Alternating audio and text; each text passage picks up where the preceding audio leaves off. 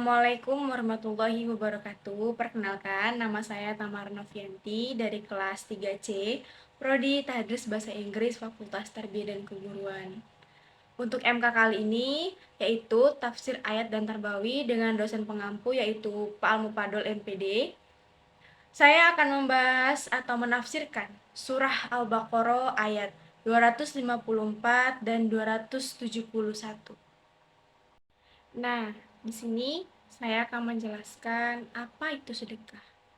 Sedekah adalah salah satu amalan yang sangat dianjurkan dalam agama Islam.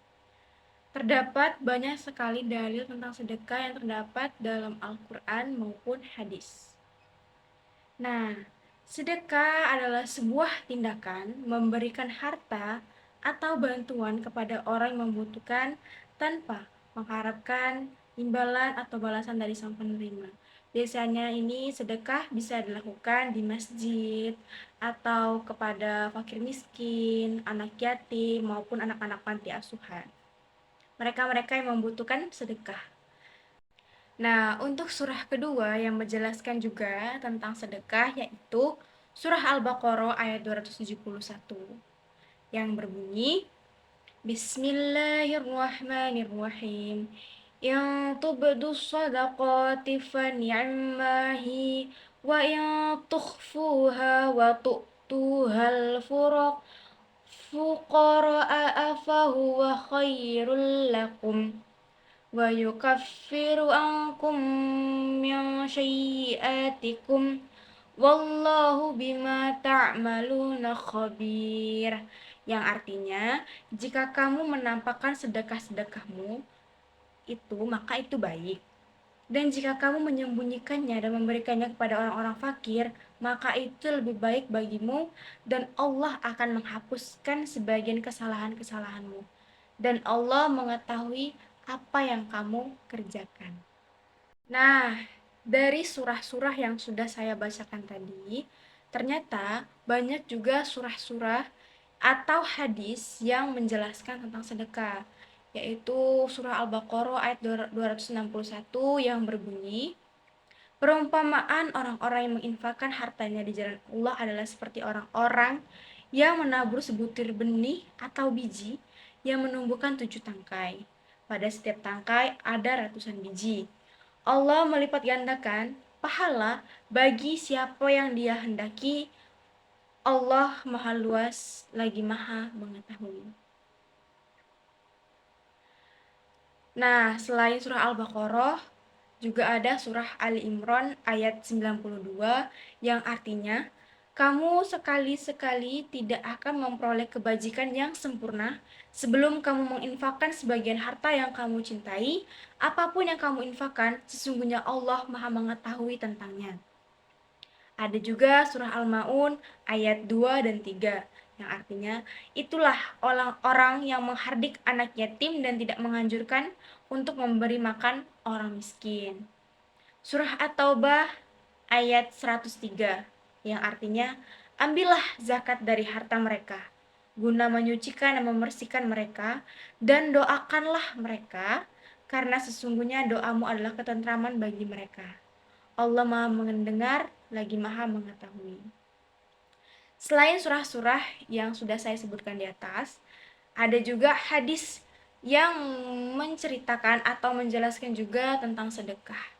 Jadi, sedekah ini tidak hanya diturunkan lewat surah di Al-Quran, tetapi juga ada hadis yang tertulis di sini, yaitu hadis riwayat Bukhari, Muslim, dan lainnya. Abu Dzar bertanya kepada Rasulullah SAW, pekerjaan apa yang paling utama ya Rasulullah? Beliau menjawab, iman kepada Allah dan jihadlah di jalannya. Ia bertanya lagi, memerdekakan hamba sahaya mana yang paling utama? Beliau menjawab, yang paling mahal harganya dan yang paling berharga di keluarganya, di tengah keluarganya. Ia bertanya lagi, bagaimana jika aku tidak bisa melakukan itu semua ya Rasulullah? Beliau menjawab, bantulah orang yang kehilangan dan berbuat baiklah kepada orang yang bodoh. Ia bertanya lagi, bagaimana jika aku masih tidak bisa melakukannya? Rasulullah menjawab, doakan manusia supaya terhindar dari keburukan, maka itu termasuk sedekah yang kamu sedekahkan untuk dirimu sendiri.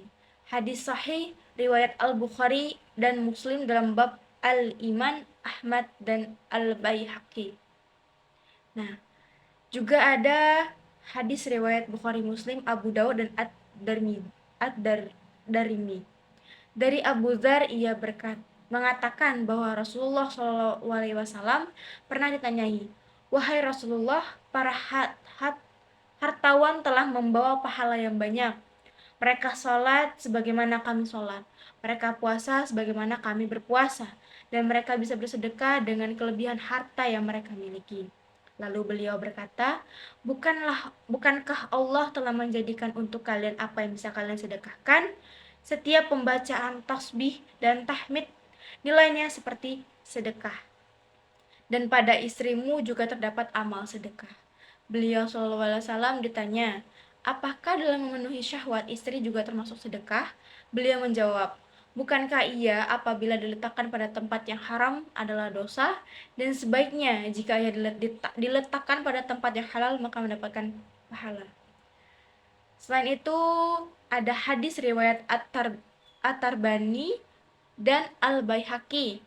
Abu Umamah meriwayatkan dari Nabi SAW yang bersabda, seseorang masuk surga, lalu ia melihat tulisan atas pintu surga, satu sedekah dibalas 10 kali lipat, dan pinjaman dibalas 18 kali lipat.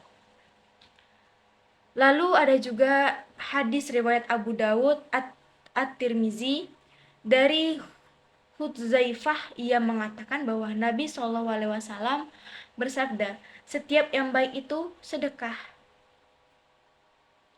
Nah, yang terakhir itu adalah hadis riwayat Muslim yang artinya pada setiap ruas tulang seseorang di antara kalian di setiap pagi ada kewajiban sedekah. Setiap bacaan tasbih dan sedekah, setiap tahmid adalah sedekah, tiap tahlil adalah sedekah, setiap takbir adalah sedekah, dan mencegah kemungkaran adalah sedekah. Namun, semua itu dapat dicukupi dengan sholat 2 rakaat yang dikerjakan seseorang di waktu duha. Banyak sekali hadis-hadis dan surah di Al-Quran yang menjelaskan tentang sedekah, betapa mulianya ketika kita bersedekah kepada orang-orang yang membutuhkan. Jadi, jangan lupa bersedekah kepada orang-orang yang membutuhkan seperti anak yatim, anak piatu, fakir miskin, anak-anak di panti asuhan, atau mereka-mereka yang membutuhkan. Sedekahkanlah hartamu, karena sebagian dari hartamu adalah hak mereka. Untuk keutamaan sedekah. Keutamaan sedekah itu pertama, mendapat keberkahan dari Allah Subhanahu wa taala. Sedekah tidak membuat kalian miskin, tetapi sedekah akan membuat kalian bertambah bersyukur dan rezeki yang lebih berlimpah lagi dari Allah Subhanahu wa taala. Yang kedua, sedekah itu membersihkan harta. Yang tadi saya bilang bahwa di dalam harta kalian itu terdapat hak-hak untuk mereka. Jadi sedekahkanlah harta kalian untuk mereka-mereka yang membutuhkan. Dan yang ketiga, menyelamatkan dari azab neraka. Karena sedekah itu akan menjadi amal jariah untuk kalian. Ketika kalian sudah meninggal atau kalian sudah wafat, amal jariah itu akan tetap terus mengalir menjadi penyelamat kalian nanti di akhirat. Baiklah, saya rasa sudah cukup dan saya rasa kalian sudah memahami apa itu sedekah dan bagaimana sedekah itu dilakukan. Sedekah itu dilakukan bisa dengan berzakat atau menginfakkan atau sekedar sedekah saja untuk sekedar mengisi kotak amal di masjid atau sekedar memberi uang saku kepada yatim piatu atau sekedar memberikan sumbangan baju, pakaian atau uang donasi pada anak-anak panti asuhan. Bisa juga dengan memberikan sembako kepada masyarakat-masyarakat fakir miskin. Ketika kalian sudah merasa kalian itu cukup dan merasa mampu atau berlebih harta kalian, maka jangan lupa kalian sedekahkan. Baik, saya rasa sudah cukup. Mohon maaf apabila ada kesalahan kata maupun perbuatan. Saya harap kalian dapat memahaminya dan saya harap kalian bisa mempraktekkannya maupun melakukannya untuk dalam kehidupan sehari-hari agar kehidupan kita bisa lebih tentram, kita bisa lebih bersyukur dan rezeki yang Allah kasih itu bertambah. Amin Allahumma amin. Saya akhiri, wassalamualaikum warahmatullahi wabarakatuh. Terima kasih.